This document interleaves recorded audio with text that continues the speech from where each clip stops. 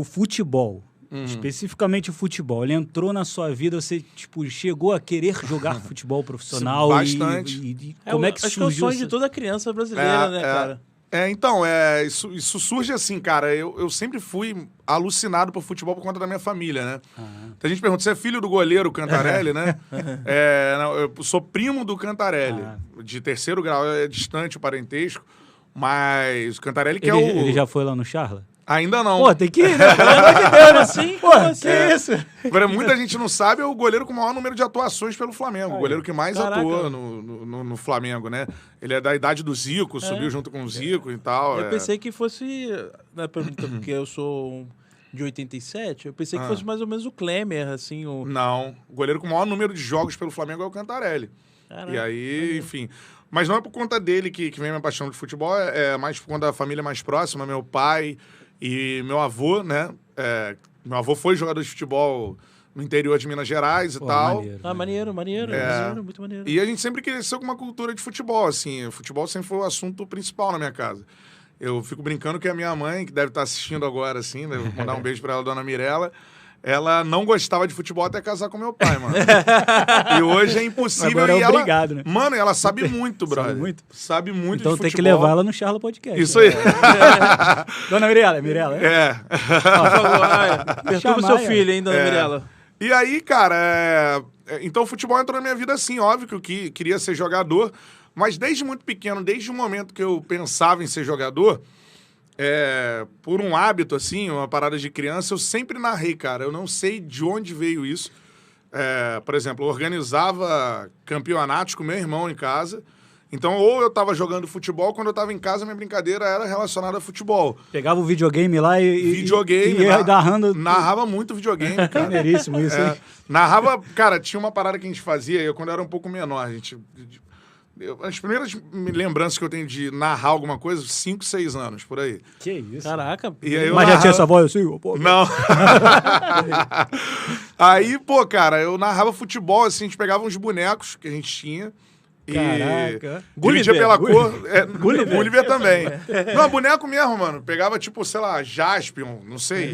Bonecos da época, assim, super-herói. Aí narrava a história. Não, e dividia por times. Eu organizava os campeonatos. Jogava futebol. E narrava, cara. Tipo, então, assim, o boneco tinha, sei lá, a armadura era vermelha, aí botava no time vermelho. Era Flamengo, sei lá, Internacional. Ia dividindo pelas cores, assim, da roupa do boneco.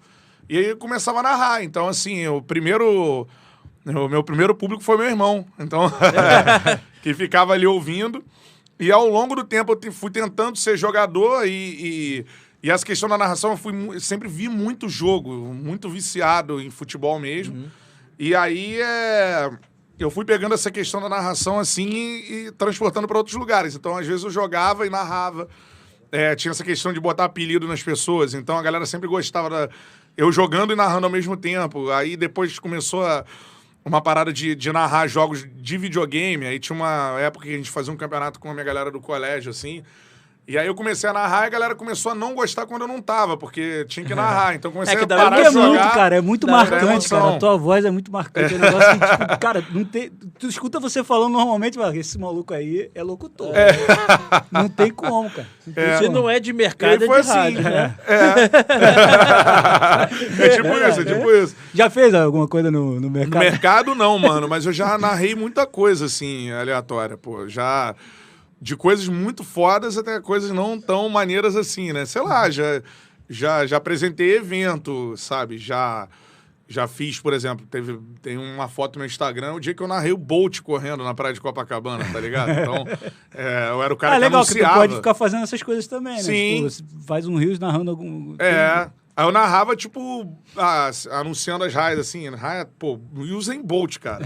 Tava no Rio e eu anunciando o cara na raia 3, assim, sacou? Caraca. Raia 3, campeão olímpico mundial, Usain Bolt. Caraca. Aí ele, pá, sabe? Eu acho que você narrador, pegando umas partes assim, atletismo, assim, é porque eu vejo muito o Galvão Bueno também narrando essas coisas. Aí o cara começa assim, Usain Bolt, não sei o que, aí começa a puxar a história do cara ali pra ter tempo pra poder... Não é fácil não, galera, não é fácil não, tem que estudar muito. Tem que estudar muito, né? Vocês me perguntaram, você falou do Galvão, me perguntou também de referências, né? Aí que começam as referências. Eu sempre cito 3, né? Desses 3 não dá pra fugir. O primeiro, eu vou citar primeiro da TV. Pra mim, o Galvão Bueno é absurdo o que o Galvão fazia. Eu tenho muito espelho no que ele fazia, assim, em relação, principalmente a dar emoção. Eu acho que futebol é emoção. Sim. Então, o Galvão, que ele... Eu sempre pego um jogo como exemplo, pra mim é um jogo de narração perfeita, que é o Brasil e Holanda de 98. Depois que saírem aqui do canal, mano, procurem aí no YouTube. Pra mim, aquela narração é perfeita, porque ela é tecnicamente muito foda. E assim, o Galvão dá uma emoção muito foda. E também foi um puta de um jogo, né, cara? Foi puta de um jogo. E a questão do Tafarel, né? Ele, Tafarel, que depois virou meme. Mas que o narrador tem que ter isso, pra mim. É a forma que eu trabalho. Pra mim tem que ter 3 coisas. A primeira delas é a questão técnica, que eu já vou falar de outra referência. A segunda é a questão da emoção. Você tem que passar pro seu telespectador, o seu ouvinte, exatamente a emoção que ele tá sentindo. Você tem que falar o que ele gostaria de falar se estivesse no meu lugar, sabe?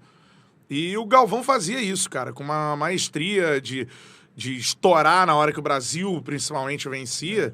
Né? Faz isso até hoje. Aí puxava, Ronaldinho. Então fazia Você não isso. dá muito certo com o locutor, não. Acho que não vai dar certo, não, Diego. Então o Galvão é esse cara, mano. Pra mim é um grande exemplo. E tem a questão do humor, que eu não consigo fazer sem humor a narração. Então acho que aí é o Silvio Luiz, cara. Pô, esse é ícone. O Silvio Luiz era uma parada que eu, pequeno, mano, me lembro de eu sentar, assim, pra ver jogo e tal. A gente via o jogo por causa do Silvio Luiz. Eu, meu pai e meu irmão, a gente era viciado no Silvio Luiz, assim. Então podia estar passando, meu irmão, qualquer jogo, era o Silvio Luiz, a gente parava pra ver. E era assim, porque era engraçado, porque ele falava umas paradas... Bandeirantes. Era entretenimento, e é muito foda. Ele tá agora fazendo o Paulistão no YouTube também.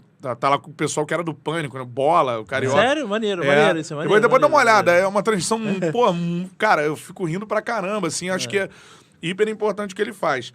E no rádio, que é o meu mestre, né? Que é o José Carlos Araújo, né, mano? Que aí eu ouço desde de pequeno, me lembro de flashes, porra, ouvindo o Zé Carlos Araújo, meu pai, assim, tinha um radinho. Escuta até hoje, né?